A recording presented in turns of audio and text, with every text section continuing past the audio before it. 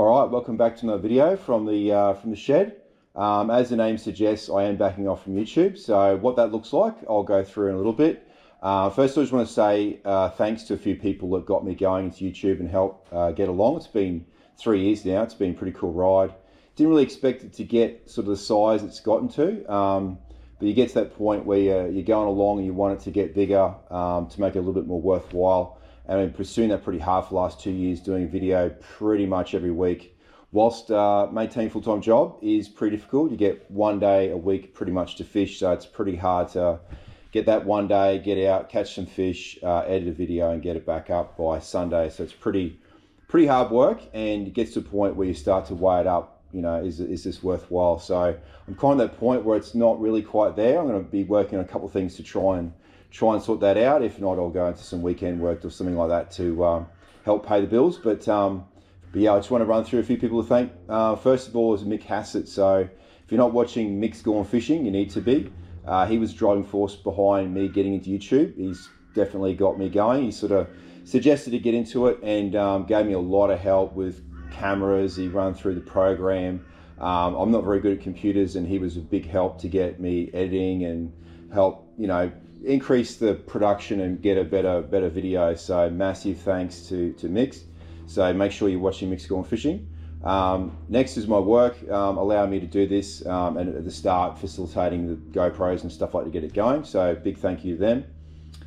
Damien and Katrina at Pro Talk Marine Electrical. Damien's been looking after my boat now, or boats, for the last sort of 15 years, I want to say, probably even longer, and keeps me running and really helps me out, gets all the things working. He does it, obviously the servicing the outboards, but also sounder setups and even just alterations with the boat. So can't recommend his work highly enough. He's always looked after me really well, and he'll tell you how it is. He'll say, you need to do this, you need to do that. You can ignore it, but at the end of the day, he's always right. You should spend the extra money or whatever it might be that needs to be done, or sometimes he'll tell you don't worry about it. So he's always given me an honest appraisal of what needs to be done on the boat, which has been fantastic. Next, I want to say big thanks to Will Kitchen. So yeah, another YouTuber, a very different sort of channel to mine, but Will's been very supportive.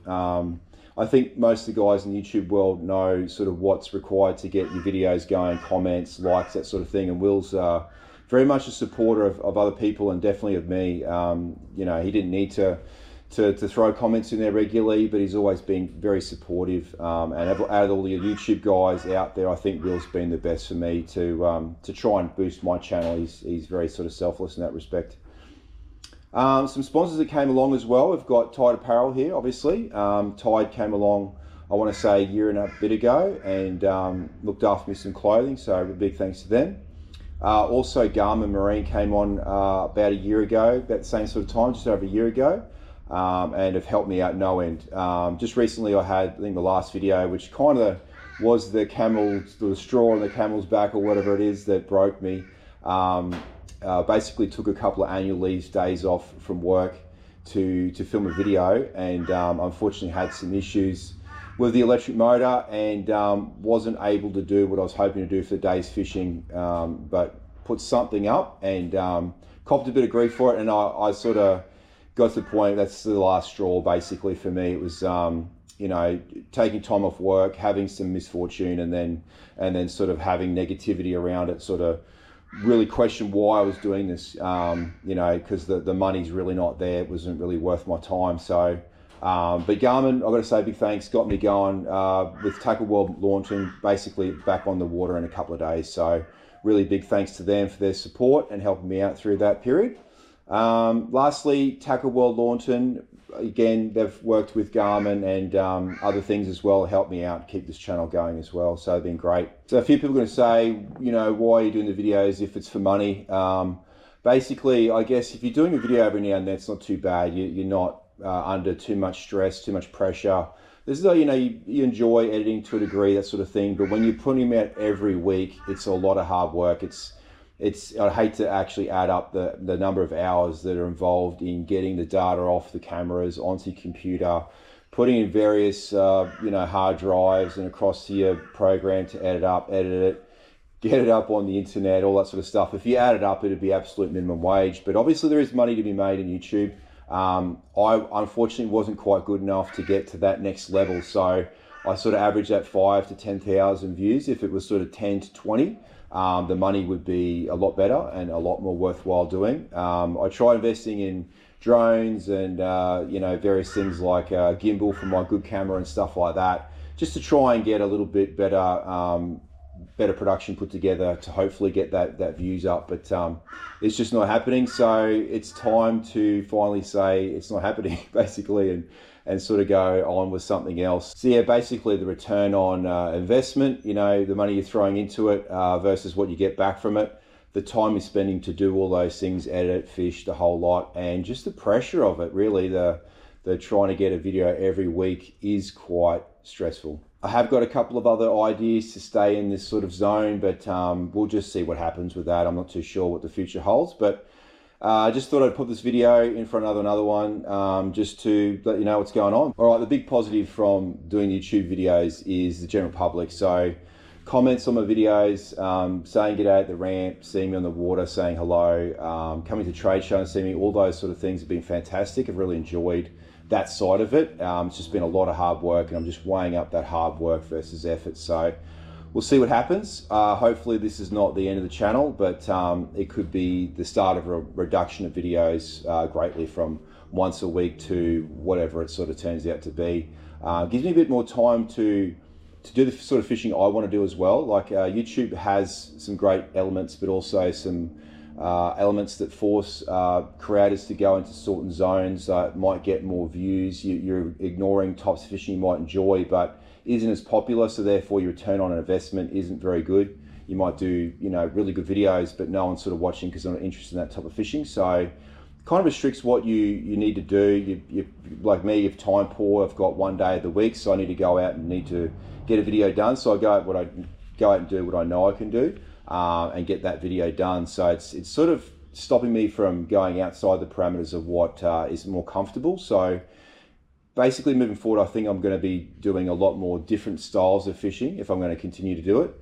And it'll be, shorter videos, perhaps, that it doesn't require longer view duration to get more money and stuff like that. Shorter videos, might be multiple trips stuck together, just the really good parts of the video. So this might actually increase the content by doing less videos. Just means for me, the time and effort just needs to be weighed up on it, basically. So we'll see how it goes. But all right, I'll stop jibber jabbering and I'll get back to this Monduran video so you can watch that, and I'll catch you soon, I hope. Okay, back at Monduran, I just put in, left a sunny Brisbane, and we've got very windy and overcast Monduran Dam, so I was hoping for some nice weather, but it's a bit overcast here, so it doesn't look too good. We've had a bit of a blow all weekend. Reports are starting to catch some fish, that's why I'm here. On the edges, which is what I enjoy the most, basically, is casting at something other than just using the live scope permanently the whole time. So looking forward to hitting a few edges, see if we can find a few barras sitting on the edges. It's a Sunday afternoon, looks like the dam's reasonably busy without being too busy, so it shouldn't be too bad out there. All right, pretty excited. Let's go see if we can find some big metre plus impoundment barramundi. It's been a while, it's been a very long while, so hopefully we can get a few. All right, let's go check it out.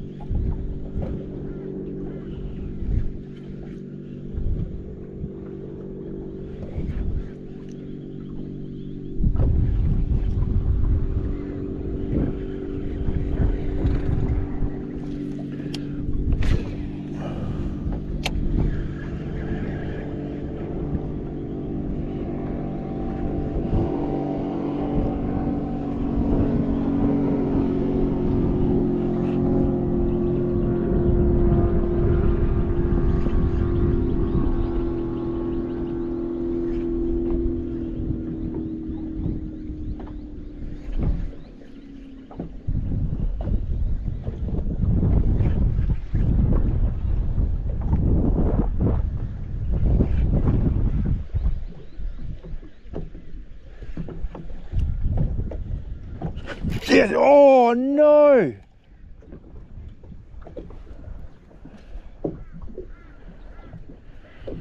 Oh, chafed off, gill raked, 100-pound leader. Oh, damn it. Alright, so just got gill raked on 100 nylon. Lucky Craft Pointer and Ghost Wakasagi. Not particularly happy, been working pretty hard. A few fish here.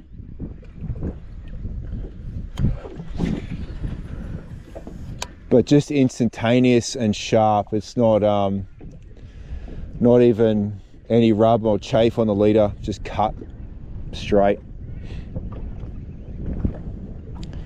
Pretty bummed. That hurts, that really hurts.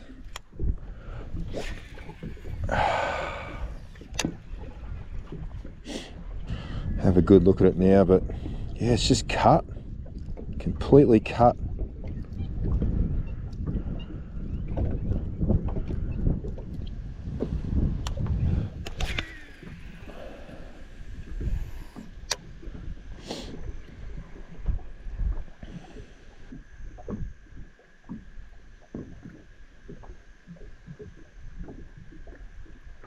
Oh yeah, there he is, there he is. Oh yeah, big fish. Oh yeah, right on dark. We've got a hook up, finally.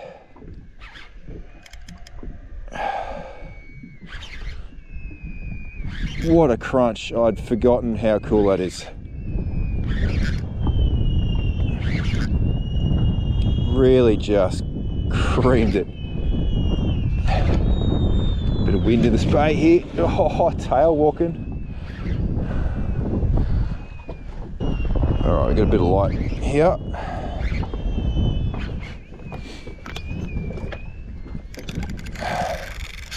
Oh, well, that didn't feel good. Oh, that did not feel good.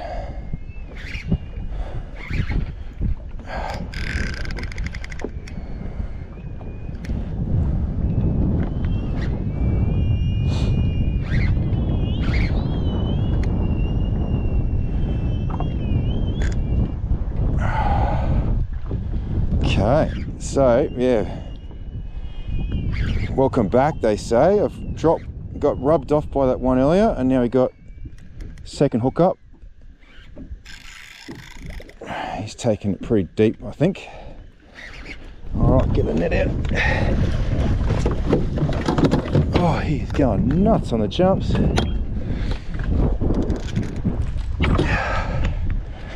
Oh, he keeps wrapping that line around him. I don't like the feeling of that. Okay, he's not huge. Nice fish.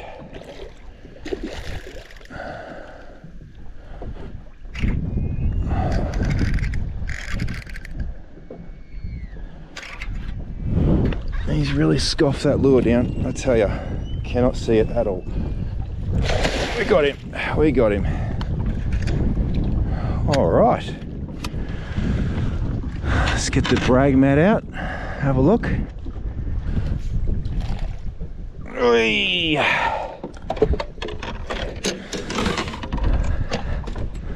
Welcome aboard. Okay.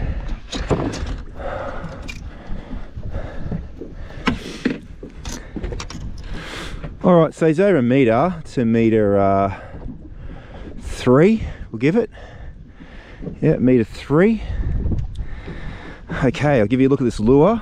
This is the new Molex, called the Swim Shad 150, and it is down there. Very much down there. That's as far down as you can go. That lure truly is as far as you can go. Okay, lure's out. All right, I'll get you a look at this fish and I'll get him on his way, and then I'll show you the gear. All right, let's grab this fish and I'll give him a look at him.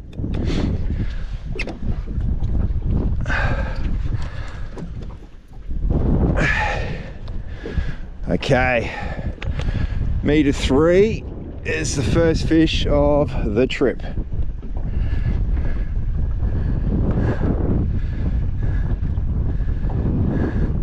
That's pretty cool. Big fish. You forget how big these fish really are until you haven't caught one for nearly a year. That's pretty cool. All right, we're getting back in the water.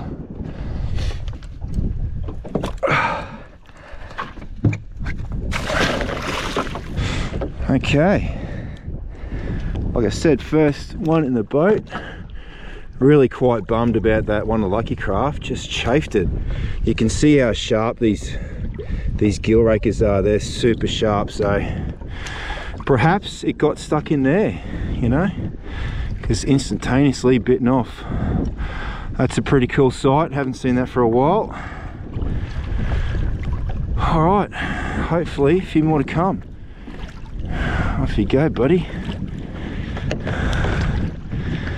There he goes. Straighten her up, off he goes.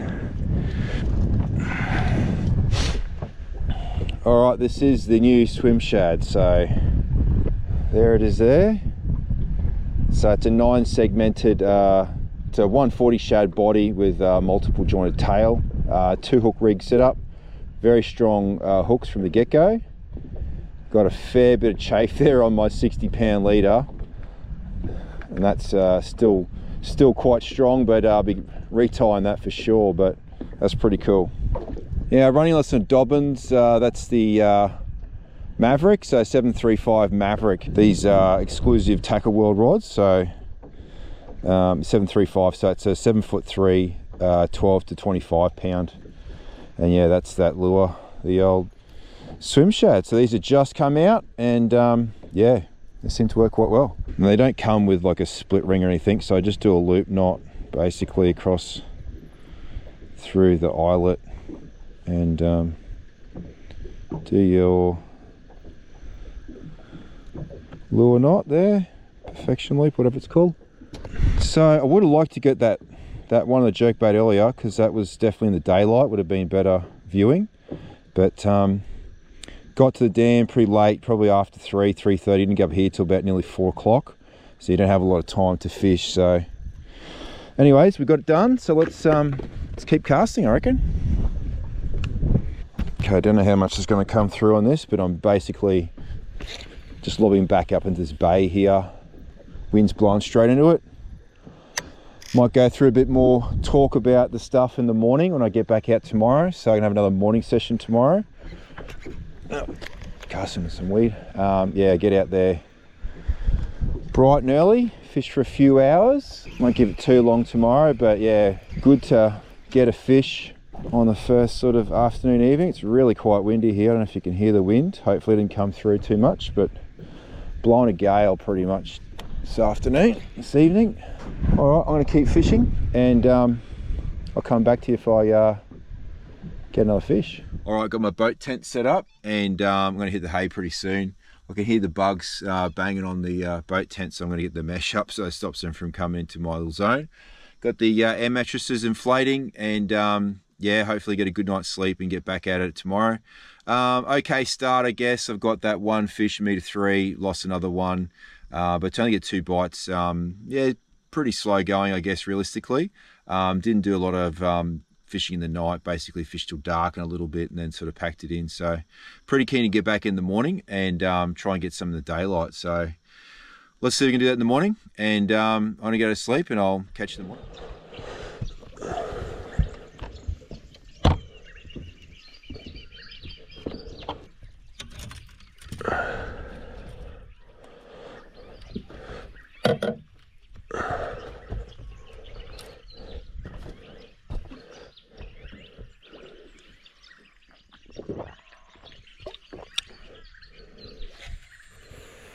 All right, unfortunately I just turned the camera off, so I missed the hookup. I literally just turned the camera off after all this time. All right, I've got one here on a jerkbait. It's on the Lucky Craft. Oh, that's a good fish. Oh no, oh no. Lures come out. Damn it.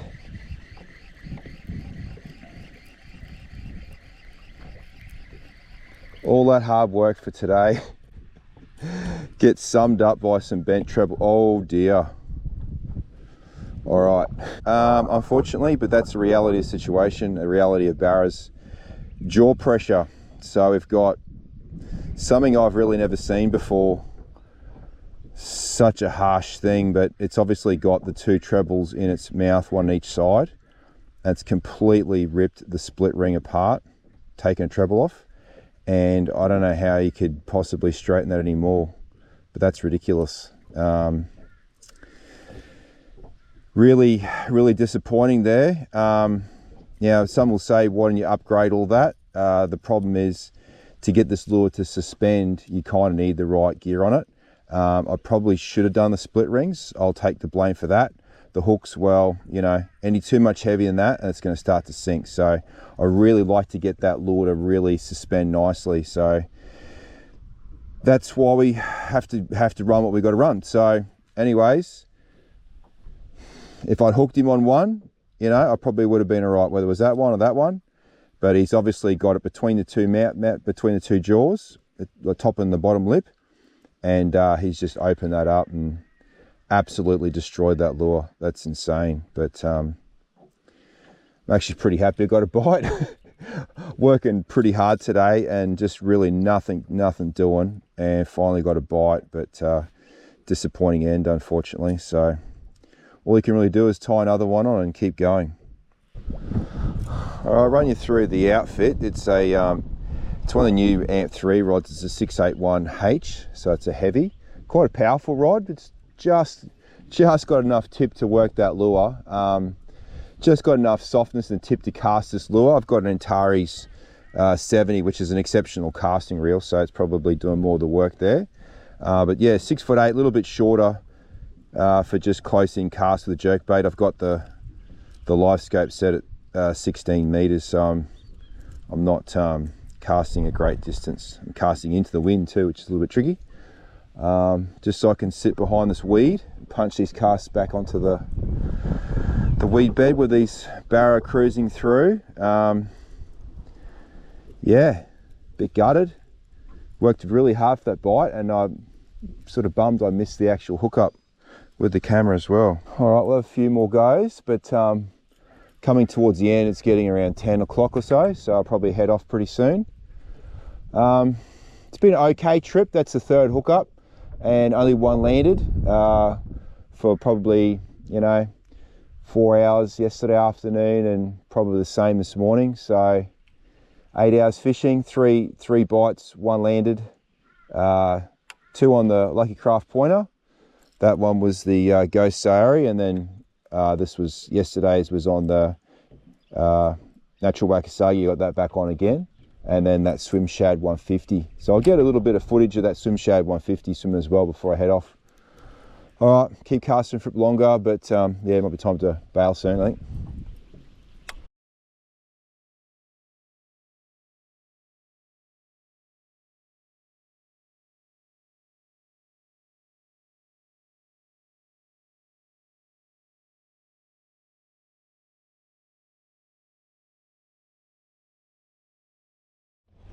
Okay, I'm back at the ramp, pulling out.